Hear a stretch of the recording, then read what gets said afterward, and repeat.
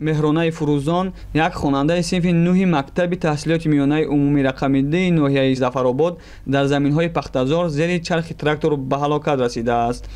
ин ҳодисаи мудҳиш бегоҳи рӯзи 14 сентябр замоне рух додааст ки Меҳрона ва ҳамсинфонаш кори пахтачиниро тамом карда дар ҳоли расидан ба назди хонаводаҳояшон буданд. волидони Меҳрона иброз менамоянд ки он рӯз бо дастури масъулони идораи маориф ва омӯзгорон ба ҳисоби Меҳрона ва 4 ҳамсинфонаш 25 хонандаи мактаб ба пахтачинӣ фиристода шуданд. Гулсара Назирова, модари Меҳрона, дар суҳбат ба Спутник Тоҷикистон гуфт, дарсҳои фарзандаш баъд аз зуҳр шурӯъ мешуд, вале бо дастури масъулини маорифи ноҳия омӯзгорон онҳоро ба пахтачинӣ бурданд. Аз синфи 9 ба ҳисоби Меҳронаву Сарвиноз инчунин 3 писар ҳам буданд. онҳоро дар саҳро нигоҳ доштанд.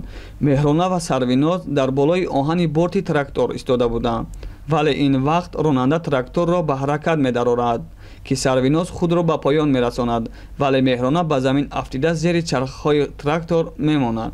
изҳор намуд Назирова. Модари Меҳрона мегӯяд, он рӯз дар бемористони Хуҷанд қарор дошту баъди шунидани ин ҳодиса бо талоши зиёд ба Зафаробод расид, аммо ин вақт аллакай фарзандаш ҷон ба ҳақ таслим намуда буд.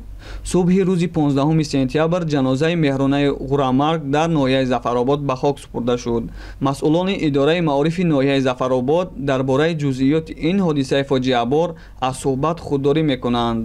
дар ҳоле волидони Меҳрона аз сафарбаркунии хонандаҳо ба кори саҳро мегӯянд ки чанд сол муқаддам бо дастури раиси ҷумҳурии кишвар ҷалби донишҷӯёни донишгоҳҳо ва хонандаҳои мактаб ба пахтачинӣ манъ шуда буд.